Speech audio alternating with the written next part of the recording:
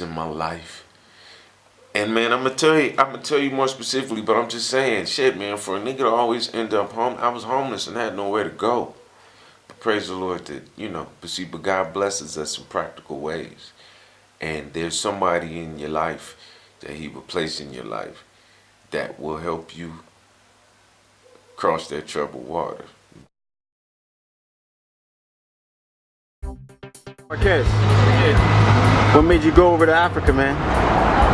Well, okay, see, so the short story is, you got to be a spiritual person to understand this. You got to be a metaphysically, philosophical person to understand this. And say, God told me to go.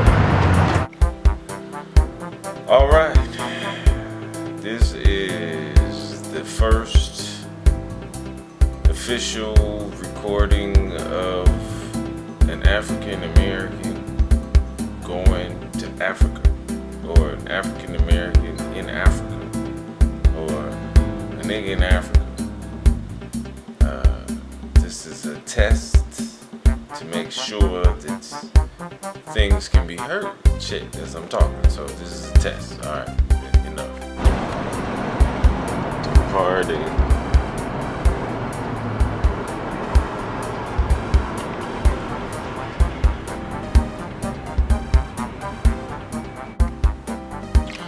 All right, in the car, on the way to LAX right now. This is the takeoff date. This African American still in America, about to get on the plane and go to Africa. So Ethiopia, to be specific, is Addis Ababa. I hope I'm saying that's right, but if not. So anyway, this is it. It is February 13th. 2012, and yeah, by the time I get there, it's gonna be tomorrow, which will be February 14th for me. But so, all right, so this is it. This little brief signing out. You can get a shot at LAX later. All right, go. And that's Gilligan. Is it too bright for the LAX? Nah, I think y'all can see the outline. LAX business line.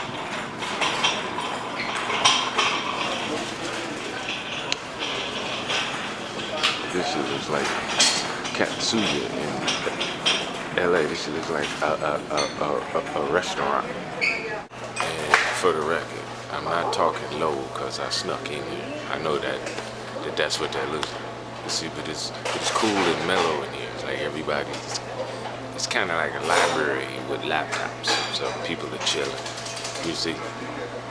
And and it's like a little quiet vibe, so then I'm just trying to, respect that. But when I played it back, it looked like I was whispering like I snuck in. I ain't sneaking.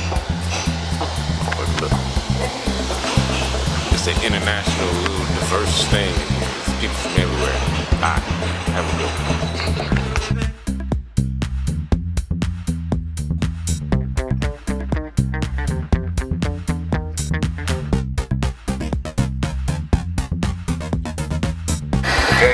Little ass space with me in here, this is little. If I had to stay in here the whole fucking flight, I'd go crazy. It was about 4, 5, 6 niggas in here, stacked up, like just niggas, so that's crazy.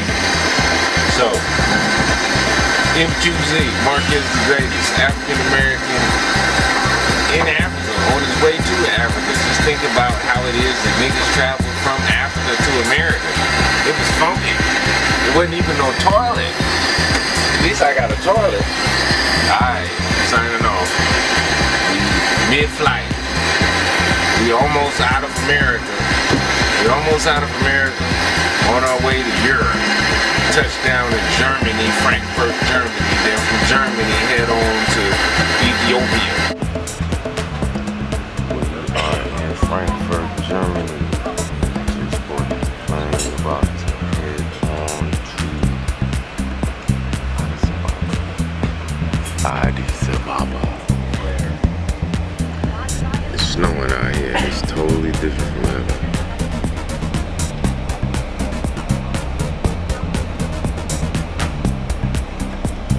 Alright, for all my American friends, this is a smoke room in the Frankfurt, Germany airport. And this is what we need in America.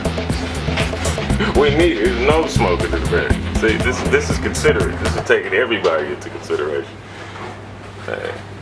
It's closed, it's smoke. And then we go on to the flight when we're done.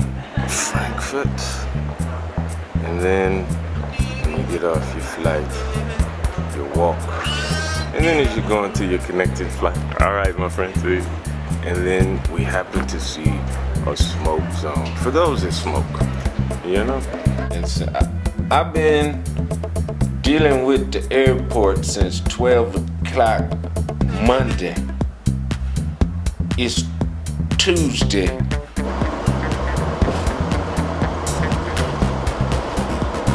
I'm in the land of the original ass, y'all. I just got in at Addis Ababa, Boli International Airport. I need to be able to see this. Alright, yeah, here we go. So, Boli International Airport, the Dreamliner Hotel is what I'm a bit, and David is my man right here.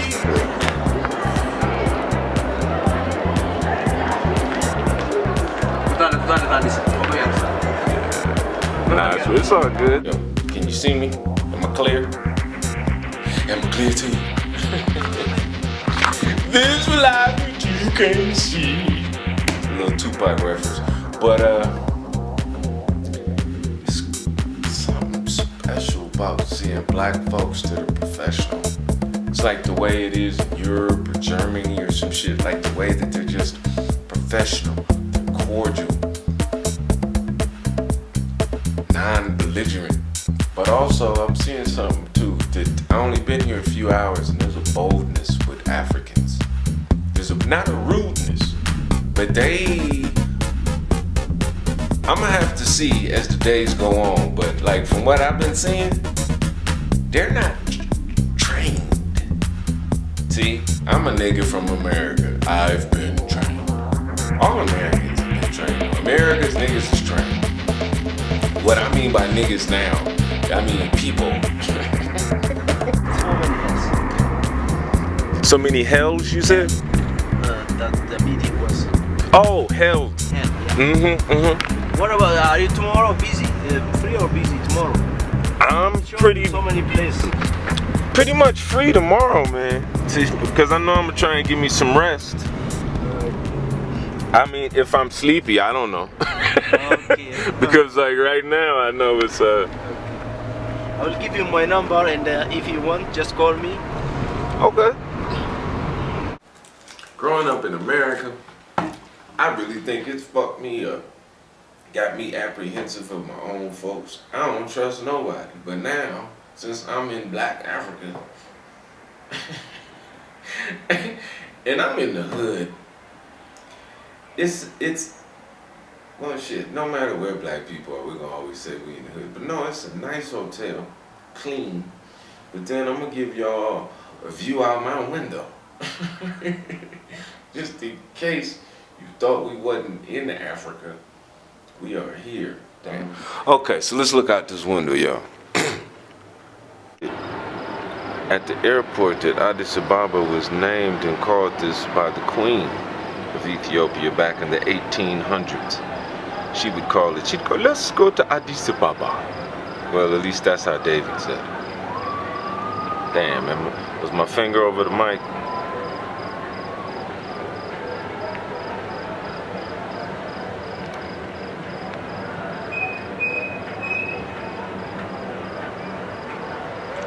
I don't know. I mean, it reminds me of being in another country. I mean, this is kind of like Korea. Korea wasn't really that super fly either, or that really that motherfucking clean. See, once again, America done fucked me up. Got me apprehensive of my own folks. I don't trust nobody. I've had a couple of glasses of wine. Probably didn't even sound like English right there. I had some wine because I landed and I'm in Africa.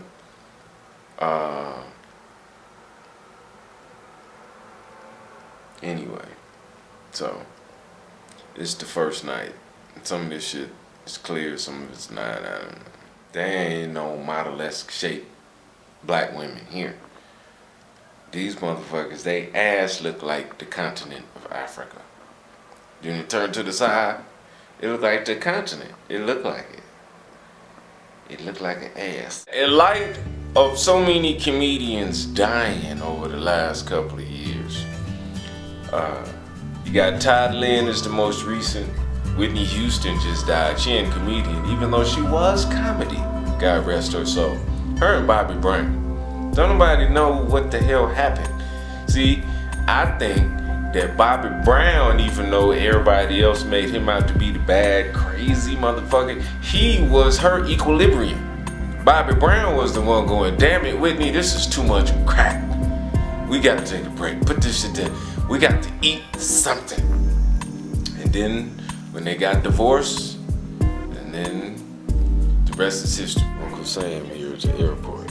He ain't my Uncle Sam, but nigga look just like him.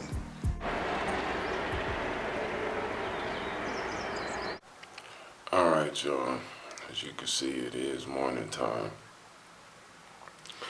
And this is me in the silhouette. It's early. I couldn't really sleep.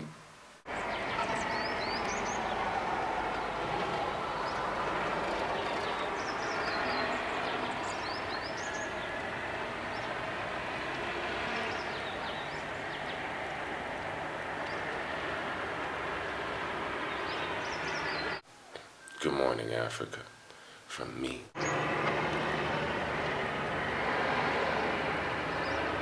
So this is the same shot out of my window.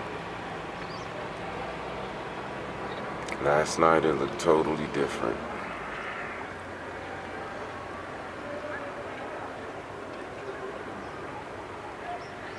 Good morning, Africa. Thank you, original creator. Thank you, Heavenly Father, for making it possible for me to see a day that I've never seen before.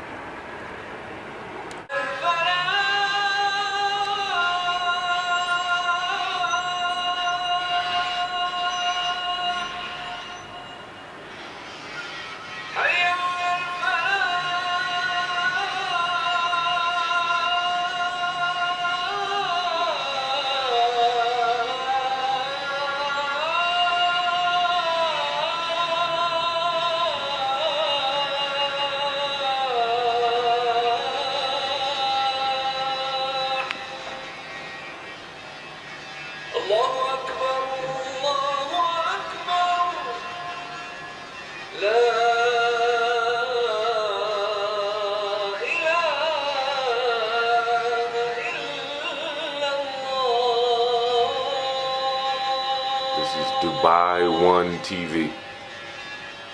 اللهم رب هذه الدعوة التامة والصلاة القائمة آت سيدنا. So in the other parts of the world, in the Arabic world, they pray 5 times a day. And so it's interesting to see that they take it very serious, and that even on their networks, they will pause in the middle of the afternoon at prayer time.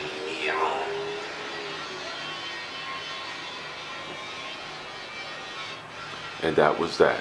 And back to our regular programming. Which is funny because this movie is called Unfaithful. But in the middle of all of that, they will pause and give praise to the Most High.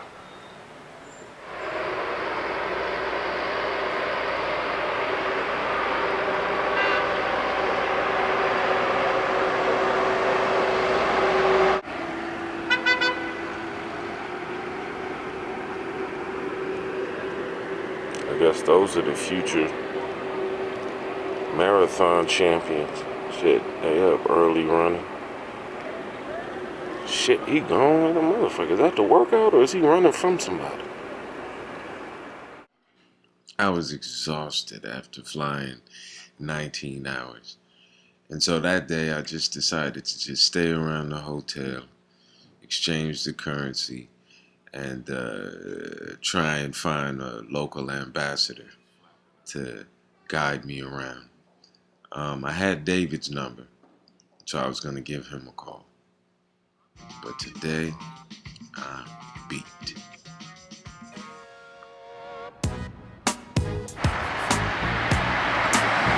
So this is early in the morning.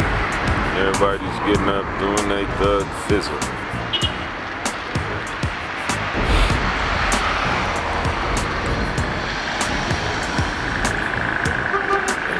They up early in the morning like everybody else. There ain't no shiftless Negroes in the world. Everybody up early. That blue and white car's a cab. And, well, this is that soccer field I was telling you about. See? See the lines?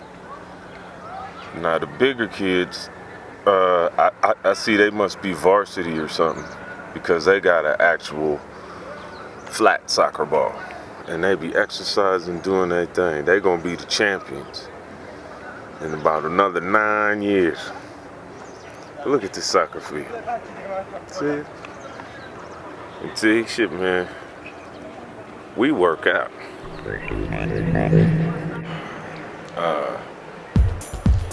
It is roughly about 5-6 p.m. here in Addis Ababa.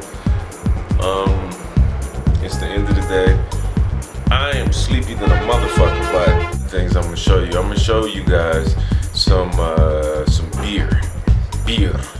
Not alcohol, not Budweiser, but it's Ethiopian money. It's called beer. It's spelled B-I-R-R, which is their dollars. Alright, so now this is the first money that I'm showing, and it's the $100 bill. The 100 beer bill in Ethiopia. The reason why I'm showing the hundreds first is because black folks, we only appreciate the big bills. You know how you talking about the Benjamins? Well, I haven't found out who this black man is on this $100 bill yet, but I will. And what's interesting about this black man that is on this $100 bill is, I don't know if you can tell it or not, but see, now he's obviously black. Look at that hair, okay? Look at his goatee. And what is he doing? He's a scientist. He's looking into a microscope. Okay?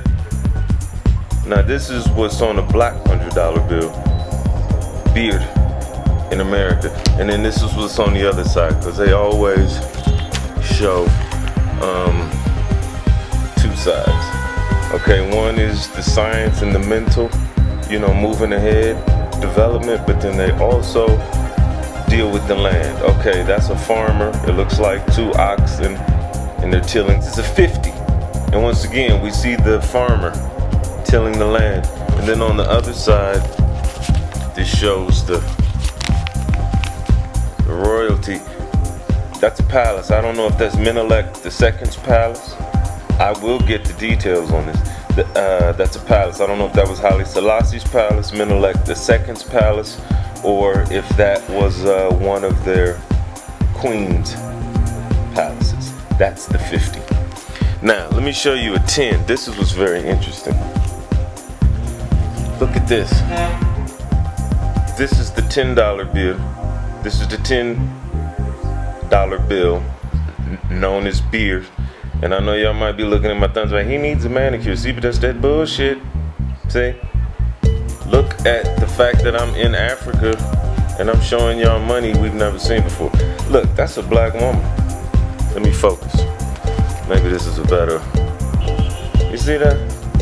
And I don't know if you can tell it or not, but she's happy. Let me focus. There we go. This black woman. She's at work, and she don't look mad. You see the Ethiopian black woman face or the African woman's face? It's not just all this automatic anger. No, she's at work smiling and she's weaving.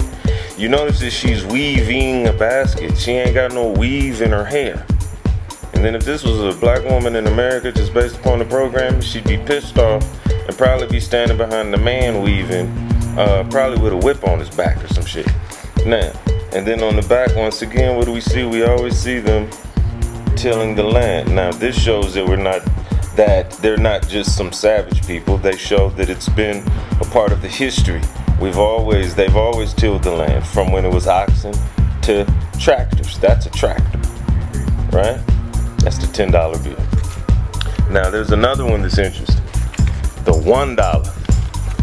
Look at the $1. It's not a penny. It's $1. That's a little black boy. That's a little black boy. That looks like my little cousin. Well, he used to be little, but now he's big. But that looked like Big Little Sam when he was little. Shit, that kind of looks like me when I was little. That's $1, not a penny. $1. And then the birds, I don't, you know. So anyway, this is just to show us. Yes, you know, that's a lion. That's the front of the coin, and that's to represent Haile Selassie. Okay, the original emperor, not the original emperor, but the 20th century emperor in Ethiopia. And he was in the 20th century. Black man. He spoke to the UN when Italy was trying to invade Ethiopia. Ethiopia is the only black country in Africa that was not colonized. This is the west side of Ethiopia. The sun is setting and it looks just like the morning. Sunset and sunrise look very similar. In the world, you know what I mean.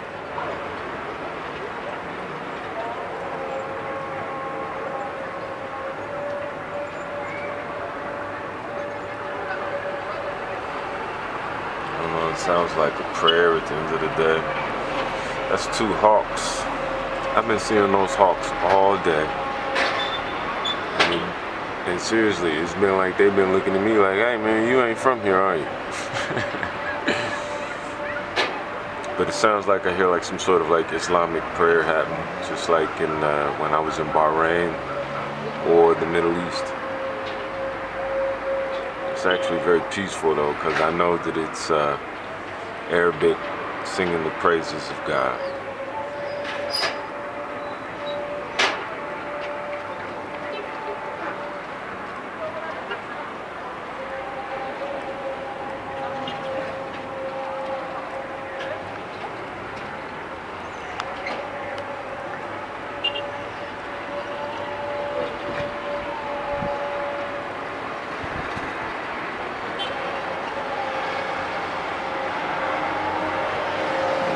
I was hoping for something a little bit more dazzling as far as the sunset, but this is what it is.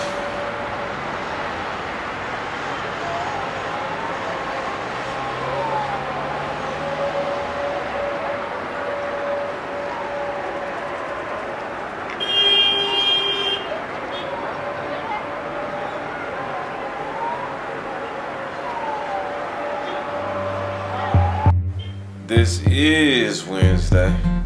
I've spent the day forcing myself to acclimate to the time zone. We are approximately 11 to 12 hours ahead of Los Angeles. After traveling 19 hours, I didn't even realize that I was actually an entire day and a half ahead of Los Angeles. Shit, maybe that's more than 12 hours. I think it was 7 a.m. Tuesday to be exact.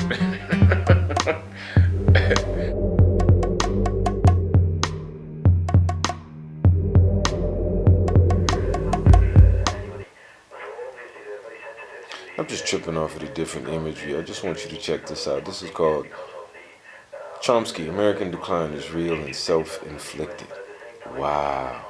This shit is in the world. I was about to say something else. This is called Press TV, but it just said America's decline is real and self-inflicted. Like it would in America. You know, they would make it look like the shit. I mean, it seems like the council is literally handcuffed. I mean, look at this journalist. This black journalist. It sounds like she grew up in England. I'm just listening to her accent. And she is dressed very much so African. She's not dressed European. She's not dressed American. Because if she was in America on this sort of show, I mean, look at the quality of the colors and things. I mean, psh. And the title of it is Africa Today. But anyway, if she was in America, she would have her hair permed, long. She may have a little afro right now. But certainly, her clothing would be a suit. It'd be a business suit. Something like what this guy is wearing. And you know that that's the truth. And look, she's in full African garb. And they're dealing with world issues.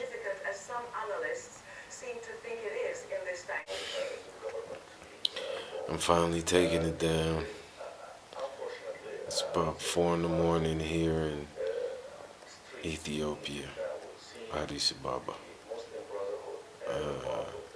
There's just some things that I'm noticing here. I mean, even though I'm black, everybody here is black, and this is Africa. I still feel disconnected.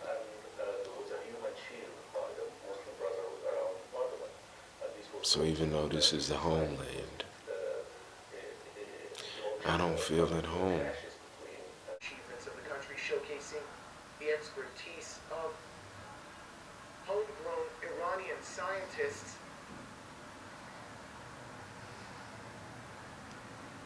Iran says that it has taken great strides in the nuclear energy division over the past few years. Tehran says all its nuclear activities are being carried out under the supervision of the International Atomic Energy Agency. Start date 2012, February 15th, 16th now. Thursday. What time is it? We don't know what time it is. These motherfuckers have played with the dates and calendar.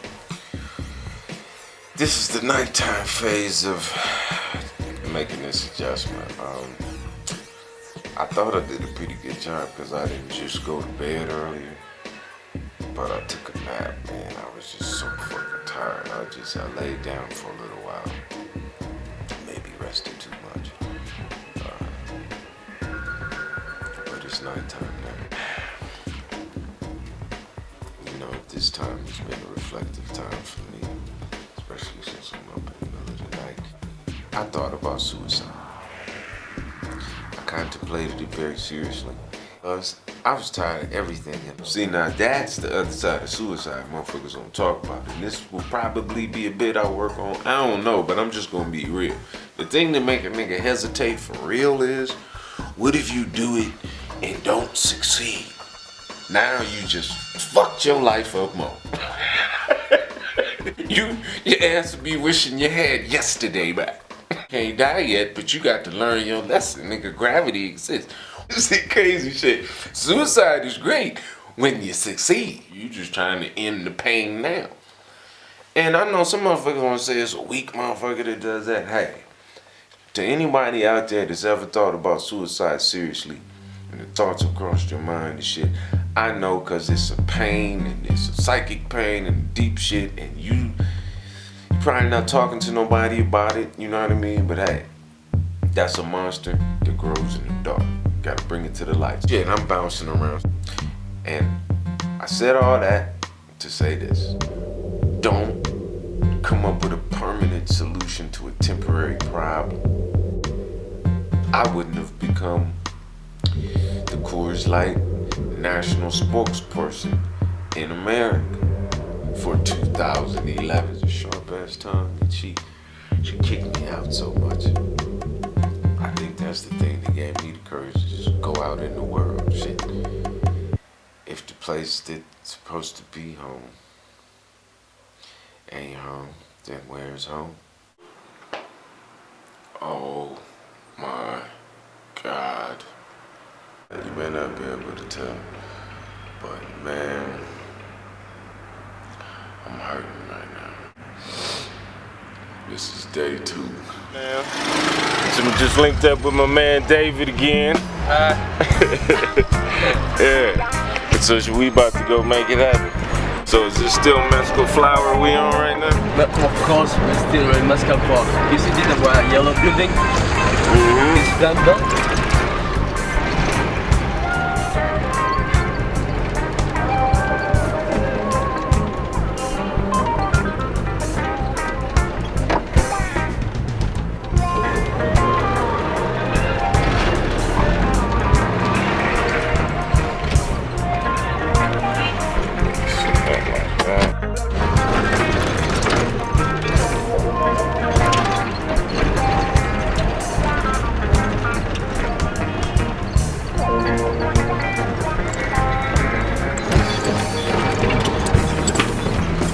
Here we are in Bole.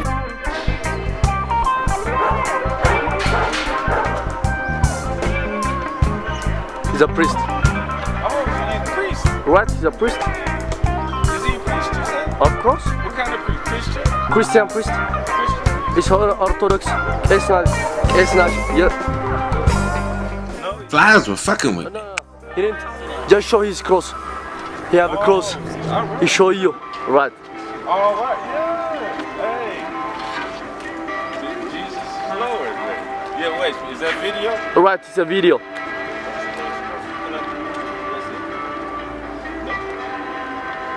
Yeah. And so he's a priest. See, look at that.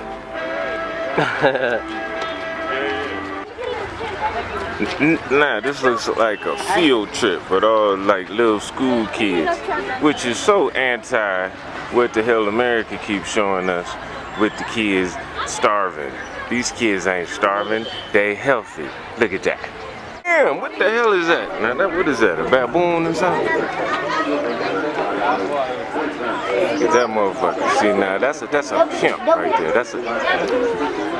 He was born with a mink.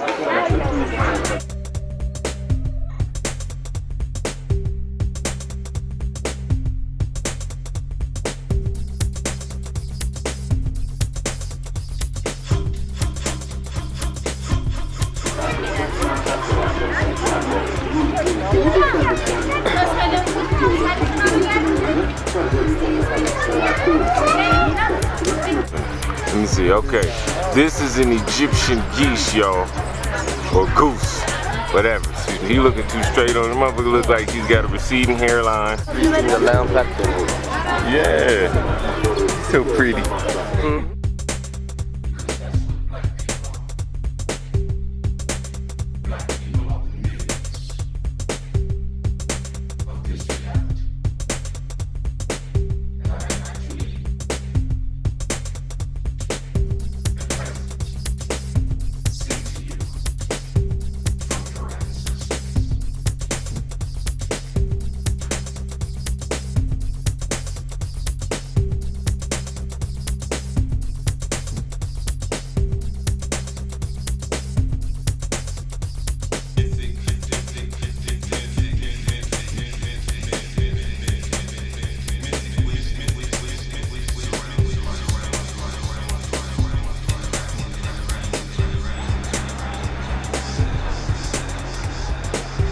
This is a local hospital.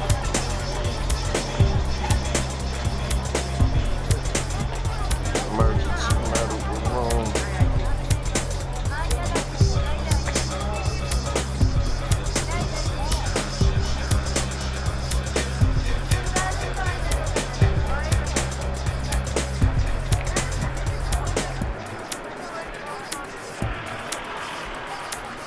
Haile Selassie's palace, one of the many, David told me, which is now Addis Ababa University.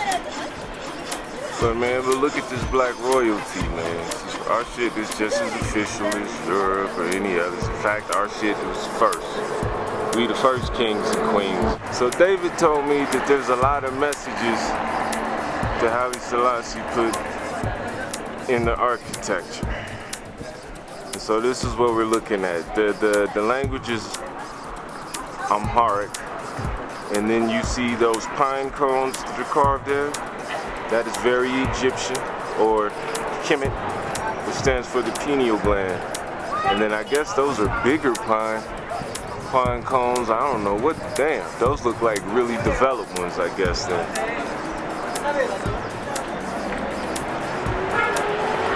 So everything is supposed to mean something. There's a Star of David up there.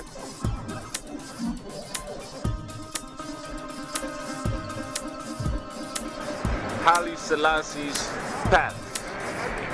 And so I can only see the outside. And so you see the lion up there, because he's known, what is he known as? The Lion of Judah? What? Yeah? There you go, Haile Selassie, known as the Lion of Judah. All right, this is King Menelik on his horse. All right, David, where are we again, say? Now we are in around Piazza. Piazza is built at the time of Italian invasion. All the buildings are built by Italians. Okay. And still, they are in that position. Okay, so they're still here? This is St. George's Church. This is the patron saint of Ethiopia.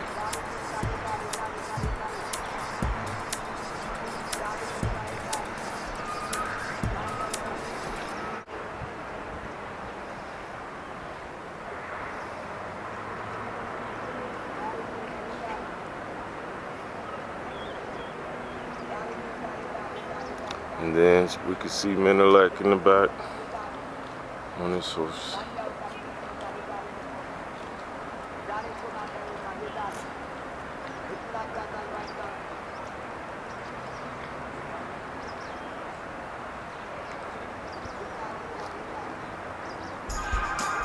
Now this dude right here with the cornrows, you know he was a gangster. The motherfucker was a warrior, he was a general. That's the reason why he had to have his hair like that. That motherfucker was bad. Alright.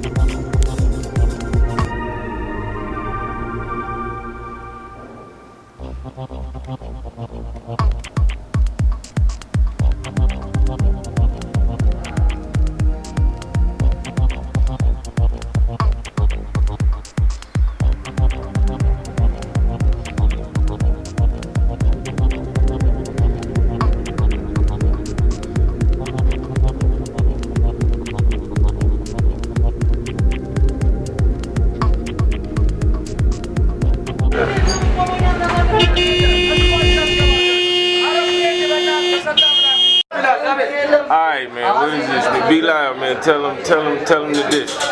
What's the name of the dish? Yeah. It's beef, not roasted. And then this is the spiciness right here, right? This is the spiciness. Yeah, okay, so like the dip is the spiciness, and then this is called injera, right? Yeah, which I had that last night. That was dope. It was good. You see, last night I had the roasted beef with the injera, and it was off the hook. So yeah. So this is a local Addis Ababa restaurant. It's real cool too. The vibe is all right. It is wonderful.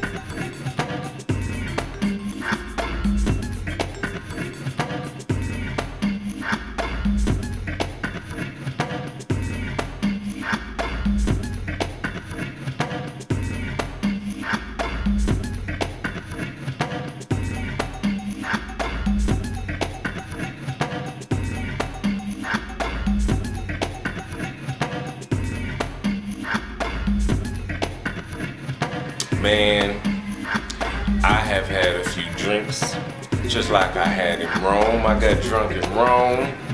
I got drunk in Venice. I got drunk in Tokyo. I got drunk in... And this is only something to people that drink, I guess. For those that don't drink, but do you know what? I'm living, okay? And it only made sense to me that since I get fucked up in America, in Europe, in Asia, Africa, Tokyo, Japan, I feel like that Tribe Called Quest.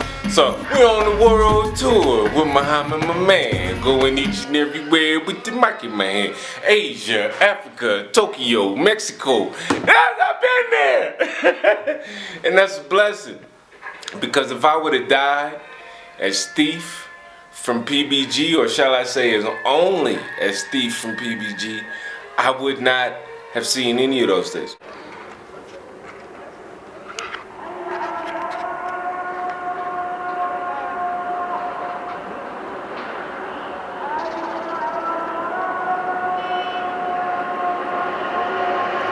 This is the early morning Islamic prayer.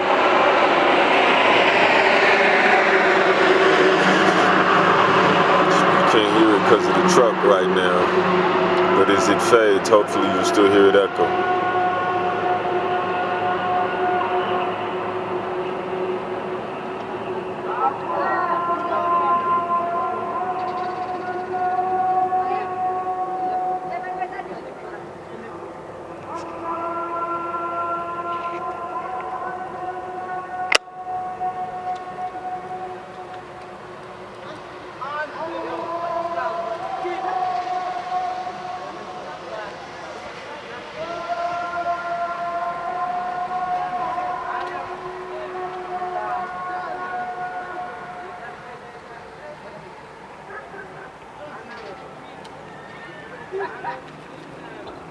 Okay, so I guess that was the end of it.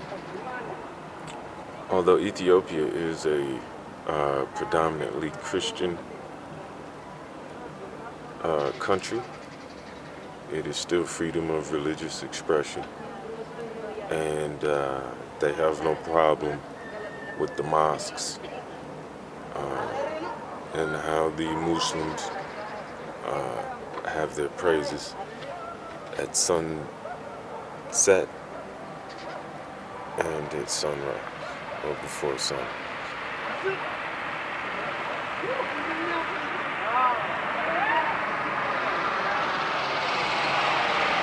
These women are feminine, and they have a dignity and strength that you do not. And they don't look manly at all. They have hips, they have breasts. Why don't you? Why are you looking like men? American woman, you're forcing American men to be gay. And we're not. We're not attracted to men. We're attracted to women. Because if we were attracted to men, we would be with a man.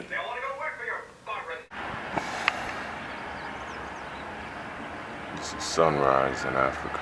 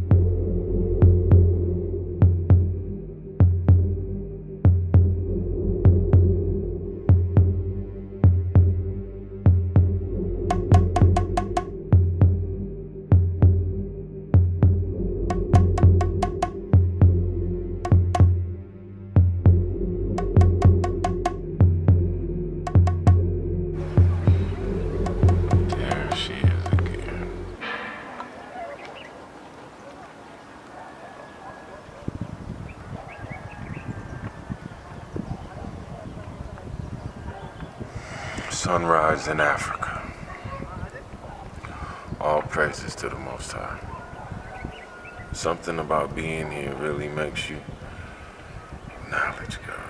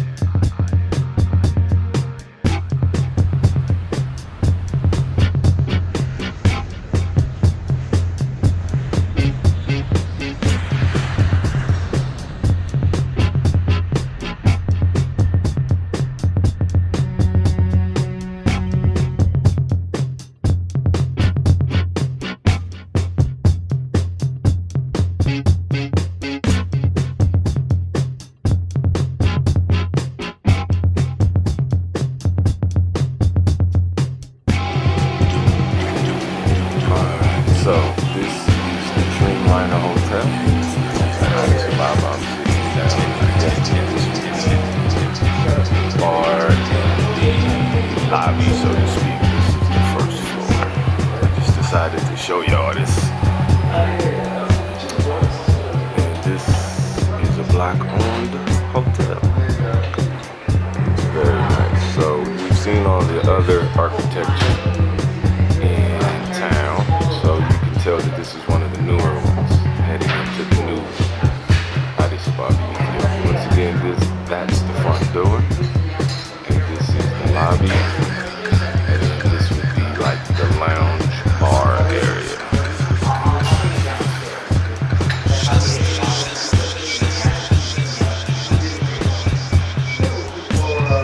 And then the owner, wonderful man. Met him, brilliant guy. Yeah. So what he told me was that he'd been a pilot for over 30 years. And him and his wife put this vision together, and they made it happen. I'll show you more outside. All right, this is my good friend Fikr here, and he was just telling me a little bit about the history of coffee, the fact that Ethiopia is the original place of it. So go ahead and just share some of that. I think you get the real taste of the coffee. Mm-hmm.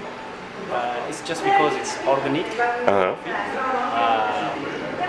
As you know, coffee is originated from Ethiopia.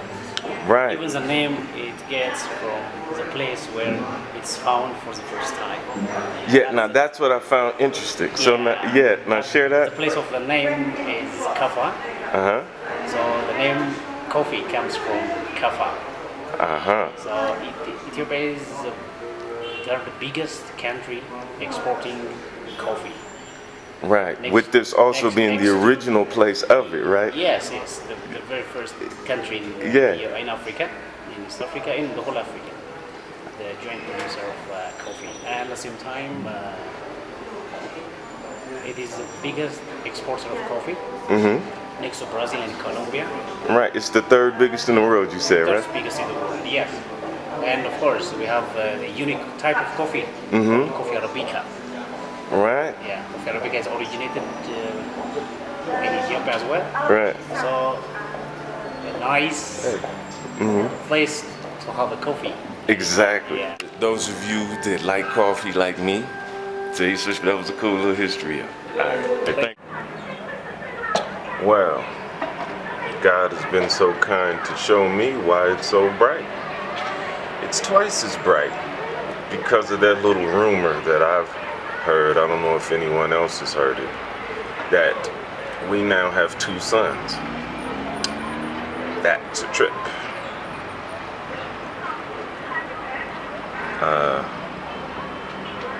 I've seen them. I don't know if the camera's gonna pick it up, but that is crazy.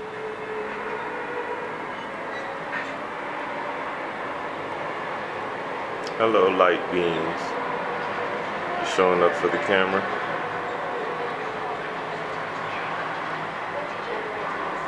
I know you might think that like this light flare you see at the bottom of the screen, you may think that that is from the flare of the glare of the lens. But anytime I take a still photo, you don't see it. You only see it with the video. It looks like an angel, doesn't it? Look at the head, the body, the wings. Hey.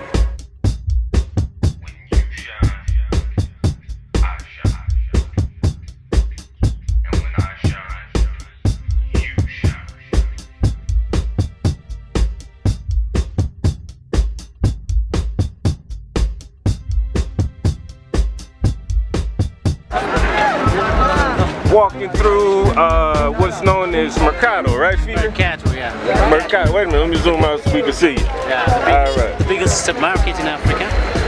And too many things down here. You heard her running with the bulls, I'm walking with the donkeys.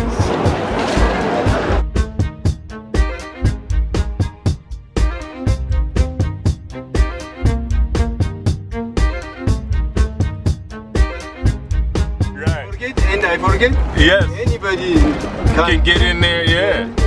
Taxi. Right. He takes the wallet. Right, exactly. Maybe he's thief, maybe he's normal. We don't know. Right. We take all persons. Anybody is right, anybody is bad. We don't know. Right. Because of that, telephone connecting is advantage. Yes, it is. It's a very good advantage. Because things happen. And that worked out really good. You are from where? I'm from, California. California. Yeah. Los Angeles. Los Angeles. Yeah, it's a lot of Ethiopian people in LA. Oh. Yeah. Yes, they told me to come visit. I said I'm coming. And so that's why I'm here.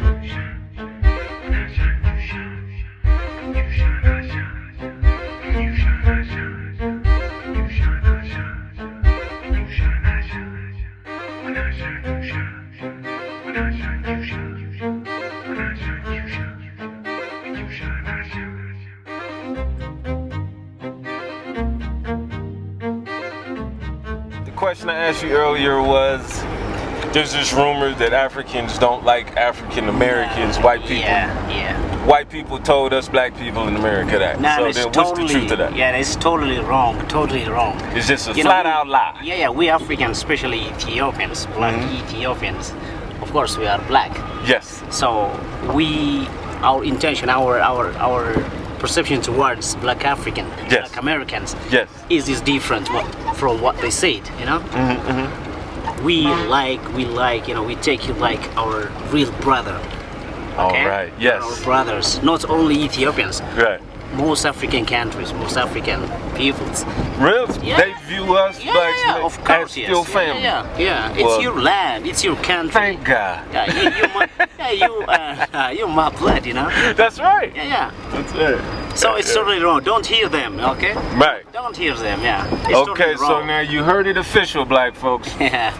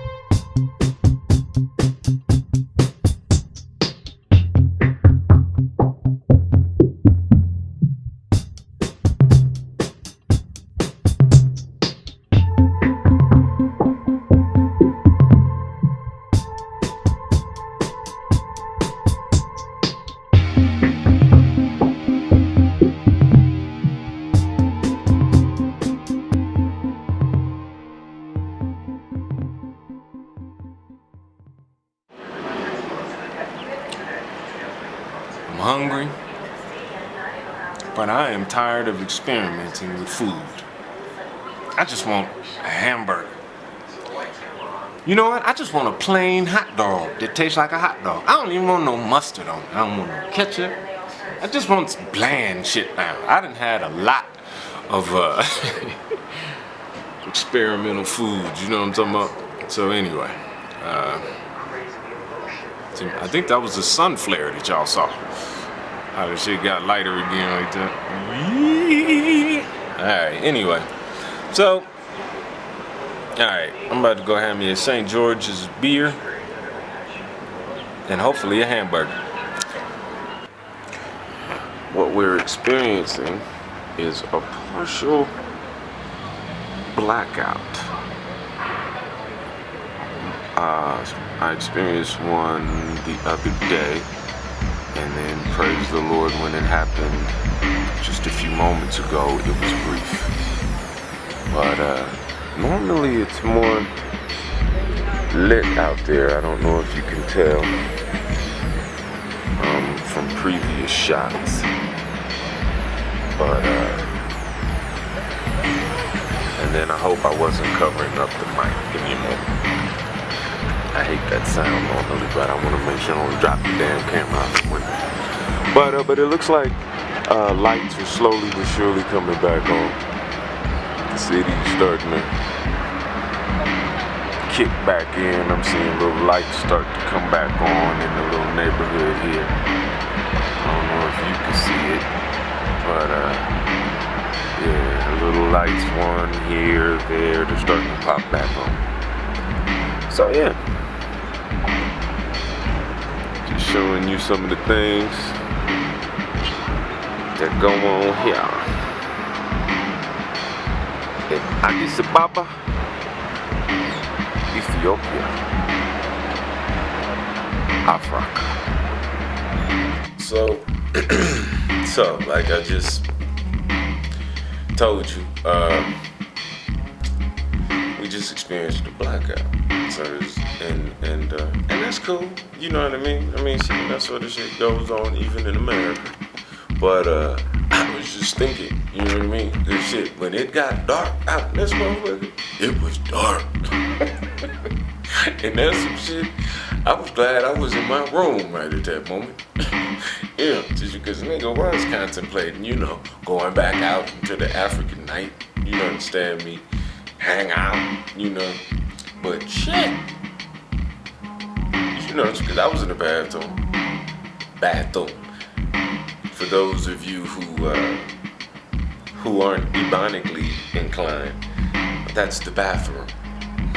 And so then it's been like, when the blackout happened, I was like, damn, is it a blackout? And so I turned into Ray Charles and Stevie Wonder. Used my, well shit, Ray Charles could walk around the motherfucking city without using a cane, so he was better off than me. But anyway, so I'm feeling the walls like Braille, trying to just see sunlight. You know, I'm expecting to walk out the bathroom, look out the window, see the rest of the city lit up. You understand me? That shit was like walking into a motherfucking... I just kept seeing darkness. I was like, okay, well, I'ma stop now. Cause shit, I didn't want to stub my toes and shit. I don't know where all this shit is. My memory, I need to see where this shit is. Not to mention shit. I was like, nigga, I don't want to go by the window. Might fall out the motherfucker. Cause it ain't high like it is in America. Like I said, blackouts, I'm used to them. Shit, but they happen in my building in Los Angeles. You know, from time to time, a little blackout, some shit, power go off for a little while, but not the whole city. Well, like I said, this is just to show you the difference. Lights are all on. I know you couldn't really tell earlier. See? All back on in the city. I might be panning a little too fast. Ugh.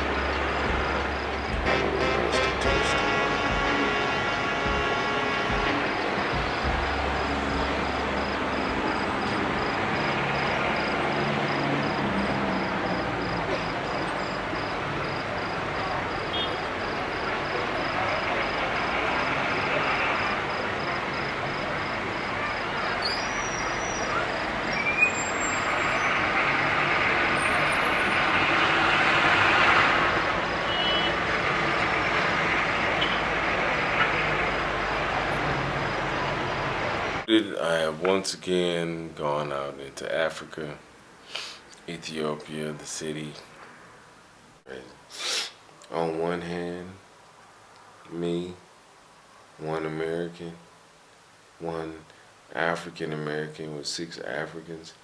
On one hand, that's a bad situation. On the other hand, that's a great situation. And it turned out to be just that, a great situation. It was better to be with more Africans, more Ethiopians, more indigenous Ethiopians than it was for me to be by myself, because I didn't have to say shit. I was just quiet and had them interpret and shit. Okay. Alright, y'all. It is Sunday, February 19th here in Addis Ababa, Ethiopia, on the continent of Africa. Last night or early this morning was I don't know, man, I got a little sick. I mean, like my stomach got a little upset. It was kind of weird, man. Shit, I was just laying down, and then, sat up, and I'm like, hey, wait, shit, I think I need to, threw up, and then moved it on to the bathroom, because I was like, shit, I didn't really expect that, so I think I'm just going to take today slow again, and I just need to figure out what to eat. I tried to eat breakfast, but I couldn't. That shit made me feel like I wanted to Earl, so I just had to eat some fruit. And that helped, because at least I was able to get something in my stomach, but this don't normally happen. My apologies because I couldn't show you more of the nightlife. But you know how it is. It's best to use wisdom instead of trying to be out here. I went deep off in so I went deep off into Ethiopia last night, and I feel like just staying in the night. I think that's what I'm gonna do. Shit, I had too much fun, too much adventure already. I'm kind of full. I want to take a break from being alert and shit. You know what I mean? So yeah. So that's what's happening with me here in Addis Ababa, Ethiopia, and we're making it happen.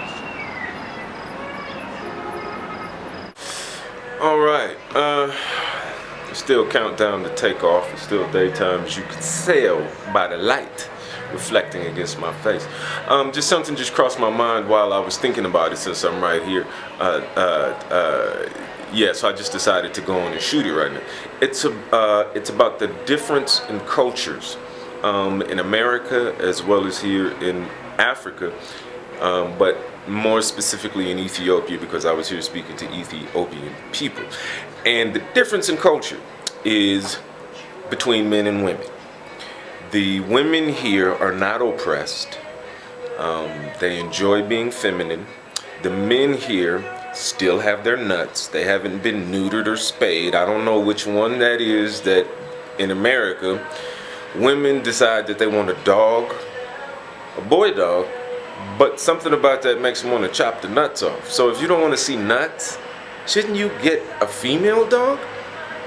But, so, it's been like a little premise of a joke to me in my mind about it, because it's all figurative. See, because the dog has always represented us, men.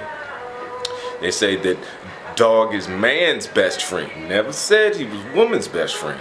And we certainly can tell by the way that she's treating his nuts that she is not the dog's best friend. And a lot of women in America are subject to the opinions of other women. They say that they like to I make my mind up, I make my own decisions. No, you don't. Somebody else has been making a decision for you ever since you woke up, and you don't even realize it, American woman. Especially black American woman. Feminism was never your battle. You had to work from sun up to sundown, because you were a slave, remember? She was sitting her ass inside the palace. So, as soon as black people became free and then we could form our own families, all of a sudden monogamy becomes an issue. During slavery, Massa wasn't just fucking his wife, which was the white woman. He was fucking all the other female slaves, and sometimes, let's be real, homosexuality is not new. I'm sure he was fucking some dudes. So, I'm bringing it up now because now it's not an issue in America. It was considered taboo, but we know that homosexuality didn't just pop on the scene in the new millennium.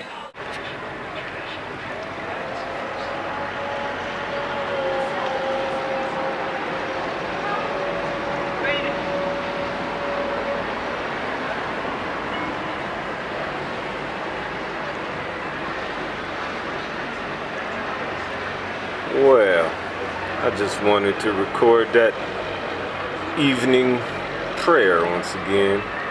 Last time here in Addis Ababa. Last day here, rather.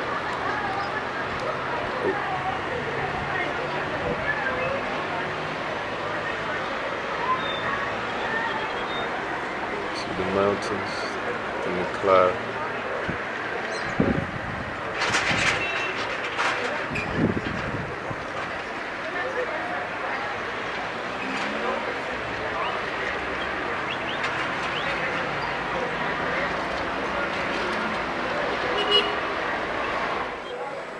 Marriage, for instance, it's very respected here, and divorce doesn't happen nearly as common, nearly as often as it happens in America. In America, it's expected that you get divorced. Yeah, you know, so it's drastic right there. Then on top of that, here in Ethiopia, what was said to me was that if there's an impasse between the husband and wife, between the father and the mother of the newly formed family, let's say, right? If the woman goes home to her family, I'm told that her family, her mother and father will say, "What did you do to him? What did you do wrong?" That is not America. On the same token, when the husband leaves the house or tries to leave the house and goes to his family's house, his family jumps on him in a sense and says, "Hey, what did you do to her? What are you doing wrong?" See, that creates some balance. So it's a double standard going on in America. Men are held to a perfection scale, and then women, they're always graded on a curve. You know, like for instance, Demi Moore, Ashton Kutcher, right? She's getting divorced and now she's going crazy and everybody's like, oh, she needs compassion. You know what I say? Fuck you, Demi. Because do you know what? You didn't have any compassion for your children's father, which is Bruce Willis. You didn't give a fuck.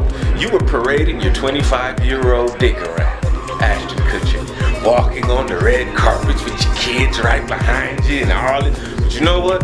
Bruce Willis did it like a pimp. He just walked in the background, let them go ahead, and he was right there, walking, chilling. He never said anything. He was never out there wild. He never did anything crazy. But she was constantly just flaunting her shit. I still got it. I'm so, woo, look, I got the young men. That's a new thing. With older women wanting to fuck younger men. That's never been new. You know what I mean? It's just now socially acceptable. And then, like in America, see, feminism has not addressed the responsibilities and the jobs that need to be tended to and taken care of. They've only switched who's doing it. For instance, if you want to have a baby, somebody must take care of the baby all day. At least it's still ready for school. But in America, they've decided that they would rather go to work and pay a stranger to watch their babies. And then people go, oh, well, it's the economy. Well, it's 6 in one hand, half a dozen in another. Because if you're working just to pay the child care, the daycare, well, then what do we really gain? As far as family's concerned, if we're talking about family, okay, so it was reported that Kobe Bryant's wife received $75 million, $750 million, whatever, and then all 3 houses. And so what I've been hearing in America from the women on TV, they're going, well, she won. She won. Okay. I didn't think that a husband and wife, a father and a mother, should be competing against one another when the enemy's outside of the house. So, that's interesting. So, okay, ladies of the world, Vanessa Bryant, or whatever her name is, Kobe Bryant's ex-wife, the mother of his children, she won. But let's keep in mind, the family lost once again. All right, sorry about that, y'all. I'm housekeeper knocked on the door, and they gave me the iron and then an adapter. There's different plugs, there's different voltage, and, excuse me, around the world. So a little tip for those who have not traveled internationally yet, but you are. You might want to bring, what do they call them? They either call them adapter plug adapters, right? Which fits, which helps convert the energy into your American appliances without it destroying them, okay? So, alright, so that's that little side note. So now back to the other thing about feminism. Okay, so now there is feminism sweeping the world, right? Over in Iraq, I think it's Tehran, or is that Iran? Tehran.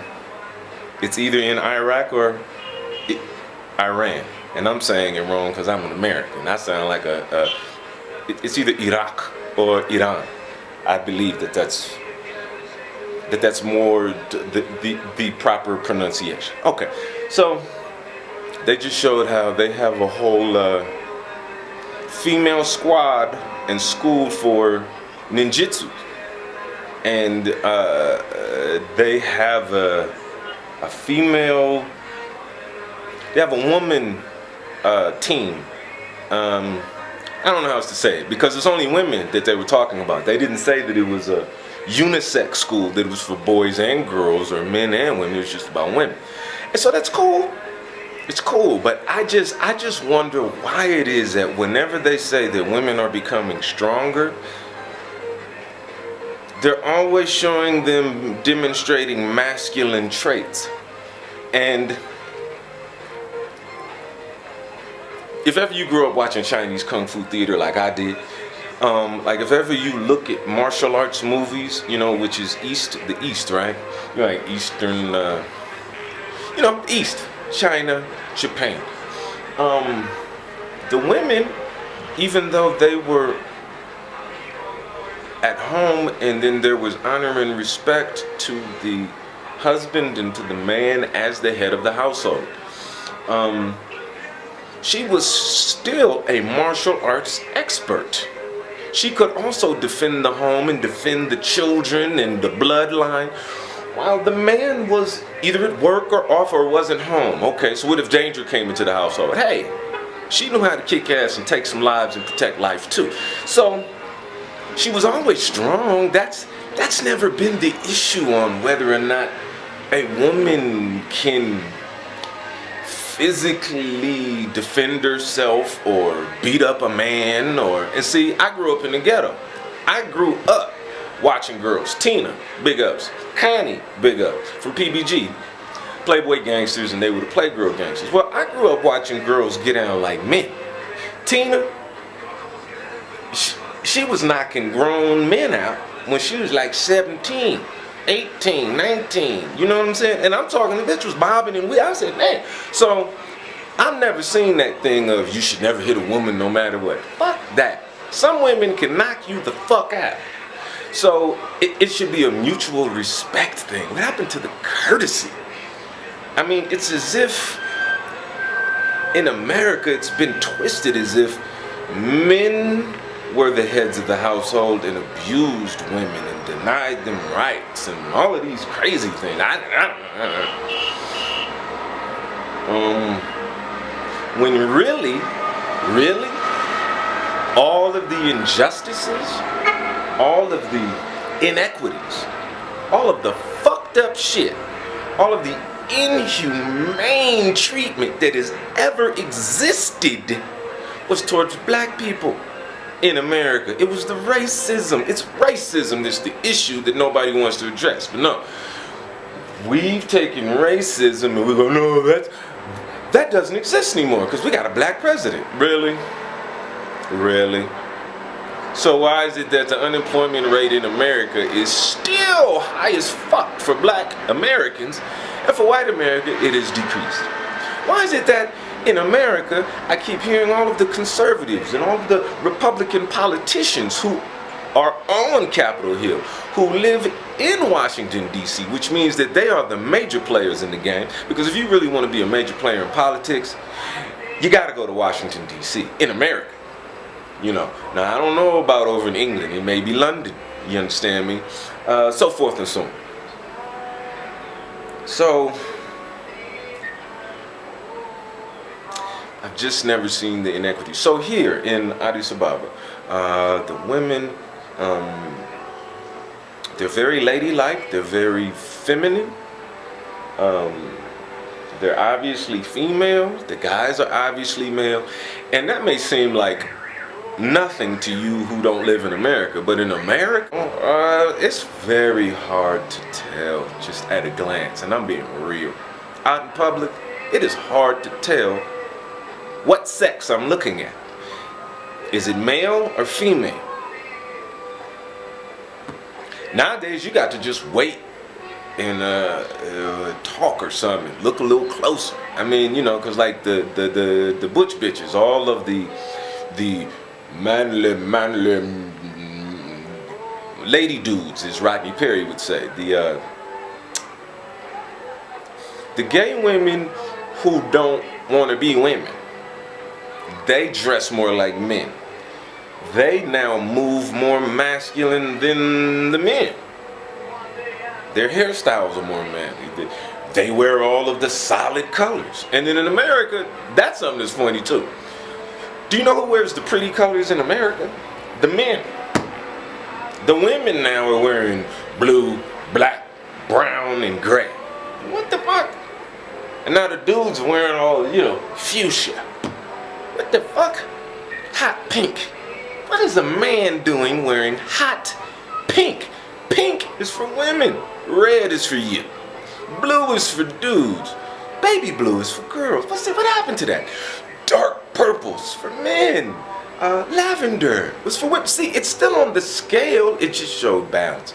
So I guess ultimately what I'm saying is that I don't see the balance in America. And then any time to which a household chooses to go the more traditional route and have the father be the head of the household, and then the woman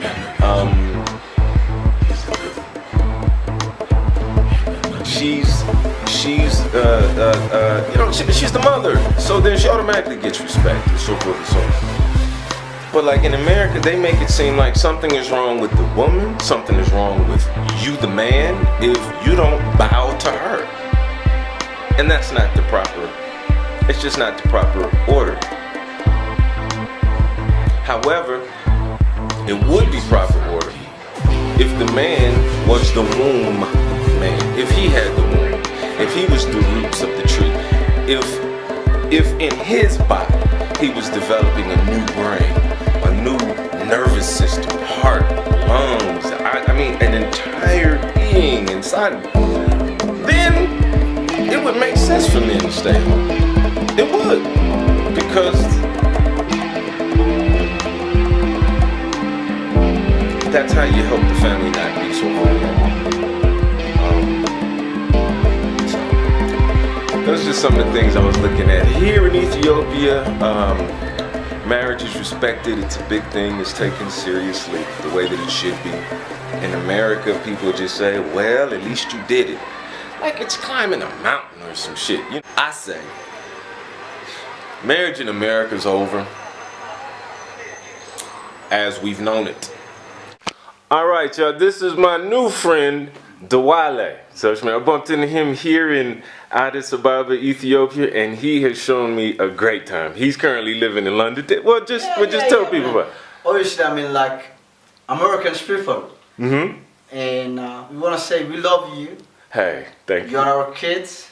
Yes. And there is nothing about, how do you call it, in your brothers, black or white, yes. we same and we won. That's right. And we love our kids. That's either right. The black or the white. Yes. Therefore, I mean, like in the things that people think about Africa. Yes. Or the misunderstanding from the other side of the story. Exact lies being That's told. Lies. Yeah. And then we love all our kids. Yes. All of us has came from Adam. Yes. Noah. Yes. And then we're all brothers and sisters. Yes. Between white and black. Yes. Inside, blood reigns. Exactly. And we the same. Exactly. And we all love them. Yes. Yes. Therefore, what else do you want me to say? Hey, that's what. So, you've lived in various places. You currently. I lived in Paris. I lived in France. Yes. I lived in London. See? I do have houses in, I mean, like, few different countries. Exactly. I'm not rich, but I'm kind of. But he works hard. Yes. He works hard and he's a good man. I work very hard, that's true. Yeah. And then, if you work very hard, you will achieve things. Yes. No one can take your dreams away. Hey. And no one can tell you what to do. Be outside the box. Yes. You could make it, sons. Yes. Sons of America, we're talking yes. to. You see? Yes. Yes. What else? He's the boss. Hey, that's about it. Well, so this was me hanging out with my new friends. So this is my last night. After this, I'm gonna head to the airport, and then that's the end of the trip.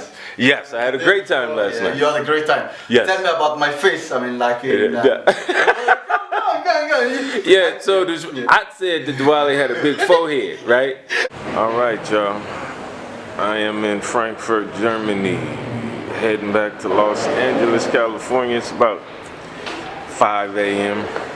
Been traveling since about 11:30 p.m. yesterday.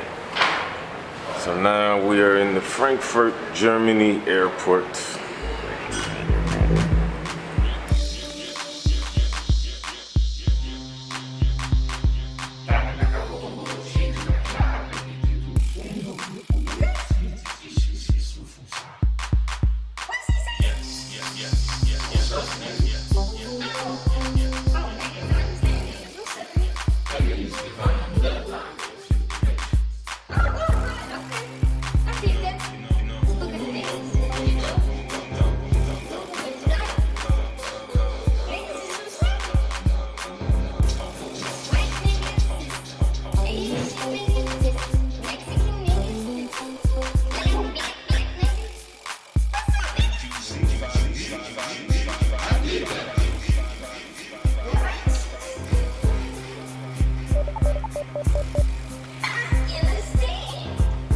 So in fact, when you go to sleep, that's when you really wake up.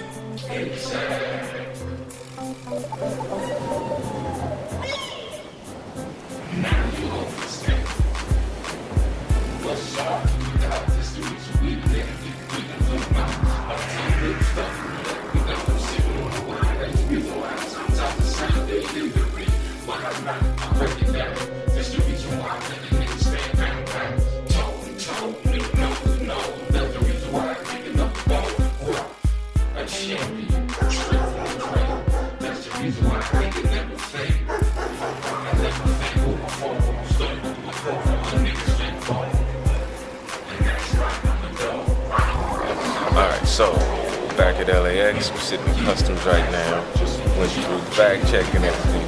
Just waiting for the last clearance of my passport, even though it is an American passport. So this thing is kind of funny to me because sometimes it's like I'm not from here, but I am. But it feels like I'm treated like I'm not. So anyway, so this has been a long trip. I've been traveling, I've been moving for 29 hours straight. So I'm a little tired, I'm hungry, I've lost weight, I don't know if you can tell. I feel like I lost like 10 pounds. So, all right. picture or video, sir? Oh, of myself. Don't do that? Turn that off, sir. Okay. No problem, my okay. Alright, so just made it through customs finally. As you can see, it's outside. And look who's here. Figure me out. So shit, we finally made it through customs, like I said. And so just the thing that's a trip is, even though I'm American, I have an American passport, I got more screened than when I was in Germany or any other country. See, so look at this shit right here. Okay, now they're calling it an African mystery because this motherfucker died in Africa. Now, this is all I'm saying about racism being real in the world and then especially in America. My question is, if he had died in London, would they be saying London mystery? If he died in Australia, would they be saying Australian mystery? But of course, since it's African, which represents black, see, it's a mystery. The Ugandan newspaper quotes investigators that there was a large amount of cocaine in Rice's stomach. See? So that sounds more like what any white person partying would do in Hollywood, London, Asia, Japan, or Africa. See? One victim who's still alive, so hopefully she has a full physical. If Africa was that fucking violent, nobody would have been able to be there in the first place. What happened? The African people have always been hospitable, courteous people. I've been there. So there's what you call stereotypes, propaganda, and the truth. I just got back from Ethiopia, So you have Africa. a possible robbery attempt, but So, you know, America is not the most safe place Police either. say that Jeff Rice's autopsy Bullshit and suggested rhetoric, he had y'all. choked, Bullshit and and they seem to be rhetoric. downplaying. There we go. Alright, so I am back in America. I'm back in LA. And shit has changed than what I remember. I remember grocery stores being open 24 hours a day. Ralph's right down the street. I mean, I went in there around this time. What time is it? It's 3 in the morning here. 3 a.m. here, which means it's about 3 p.m. in Addis Ababa, Ethiopia. So, anyway, I'm just a little irritated and frustrated with that. And then on top of that, I saw the gas prices are like $4 again. So, you know, this shit is crazy. And then, it's a ghost town. It's a big, empty-ass city. In Addis, there was always somebody outside moving around, talking, all of that. So anyway, just my observations. First, fresh back, and it's a trip. Alright, so I've been back in America now for, shit, it's Friday. I got back Wednesday. And it's Friday, and it's really the first time that I've kind of been able to be awake around the right time here, just doing the time adjustment, because in Ethiopia they're like 12 hours ahead. They're not like 12 hours ahead, they are 12 hours ahead, meaning so it's about 7 a.m. Saturday now there, and it's just a trip to just think about the fact that this same exact time last week I was there. And it's cool. And then there's been a few things that I've noticed since I've been back here too that are very interesting. For one, it seems like people are a little brain dead here in LA. I mean, just overall, just the masses, the way people are walking around, kind of zombie-like. They're driving like everybody's cloudy. It's interesting. And then too, how people try to ignore my presence, meaning they will walk, they'll see me walking, and rather than make an adjustment, would walk right into me. Now, this didn't happen a lot, but it just reminded me of how often I could remember it prior to the trip to Ethiopia. So, but it's a new day, because I'm here. And I am here. So, alright. That's all I could think about right now. I just wanted to do it while it was on my mind, the inspiration. It's a trip though. Time traveling and just being around. And then I'm gonna show some of what it looks like here as well, so that some of my brothers and my sisters in Addis Ababa and all over Ethiopia and all over Africa, you can see some of what I see here in America. All right, go.